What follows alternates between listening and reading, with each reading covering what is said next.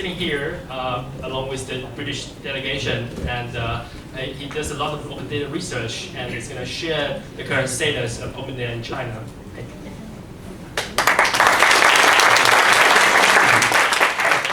First, I feel very sorry for you that you're in such a happy evening you have to listen to a very boring lecture from the professor. But the good news is that it's only 5 minutes. Usually we make such a speech in 5 hours, sometimes. We are famous for doing that in 5 months sometimes. So I'm going to give a talk about what's happening in China in open government data. And from 2 years ago, actually, Beijing government and Shanghai government and Nanhai government. This is from Shanghai, and the first one is Beijing. And some other governments like Wuhan and Wuxi are going to open government in this year. I just confirmed with them this evening with WeChat. We use that, and they say that they will do that this year. And this is from Qingdao, but this is just a prototype. They haven't really.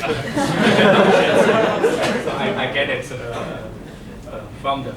So my background is in public administration and public policy. So I'm actually studying how and why they are opening government data and what's the problem for them.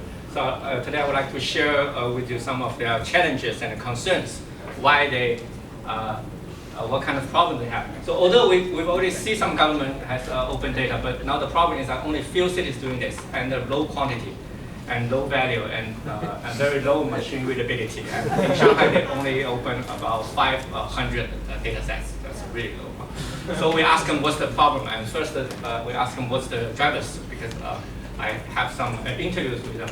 So basically, it seems that they do it for economic development, because they know that China wants to move from a workshop for manufacturing into an innovation center. Things like that. Then I heard about more barriers and challenges. First is that currently, there is no a law says that government should open data. So they say that we don't have support. And we do have a regulation about that government should disclose information. But some people who don't want to open data say that information is different from data. So we don't have to do this. But some people say that we have to update this regulation. Second is, in some cities, there's a lack of leadership support. If the mayor or the secretary, party secretary didn't say that, they don't have to do this. Or even though if some agency wants to do this, but the mayor say, no, I don't want to do that. But this is a very famous organization culture I think you may be familiar with, is that the more you do, the more mistakes you make. So some government staff, they want to make something new, but they take risks. In Chinese, it's 多做多错，少做少错，不做不错。You don't make any mistakes. Agency interests, in the past they can sell those data for money, even those agencies, or they don't sell that, but they can get some benefits. We call them rent seeking, but now they don't have such chance because it becomes open and free data. Organizational capacity, that's a serious issue. Even though they want to open data, they want to work on this, they don't have budgets, they don't have people. They've been very, very busy, so they just can't do this. And bureaucratic fragmentation, you know that government, we find out that those data are located in different levels, different agencies, different regions.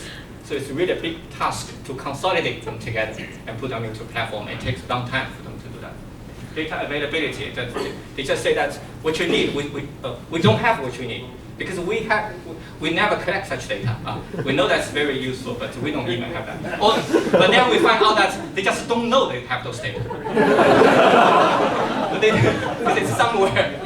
Okay, data quality, that's an issue, because lots of data, they just leave them in their warehouse. And then when finally they decide to open that, they find out that they are the better quality, that the quality is so low. So before that, only they know those qualities are very low. But now if they open up, everybody knows. Finished for use. So they collect data for this purpose, and you want to use that data for that purpose. So it may not be fit. It may not fit your needs. So you may misuse those data. So that's their concern. Technology capacity, that's also a real reason, because they just don't have such technology to collect those data, to consolidate, to do data mining, things like that. So basically, so the society is moving towards a 2.0 version, become more networked and more flat. but the government itself is still a pyramid. I think every government is still like that. So that's the major challenges they are faced with. So that's my 5 minutes. Thank you. Okay.